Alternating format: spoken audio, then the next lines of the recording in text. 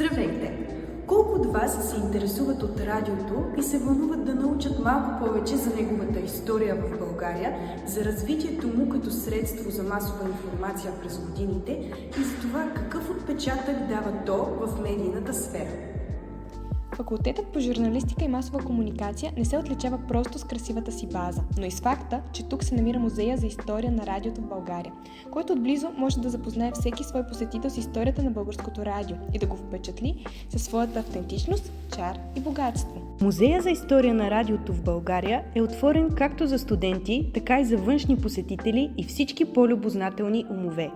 Там можем да се натъкнем на техника, съхранявана близо цял един век, различни автентични експонати, като например първите радиоприемници, първите микрофони на Общественото родно радио от 1930 година или единствената радиокарта на предавателните станции в Европа, която не може да бъде видяна никъде на друго място.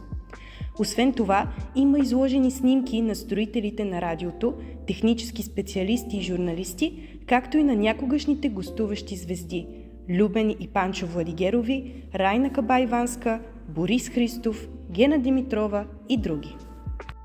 Не пропускайте да се потопите в света на радиото, като дойдете в музея на радиото в ЕЖМК. Може да го посетите с колеги и приятели, да разпространите информацията, защото наистина си заслужава.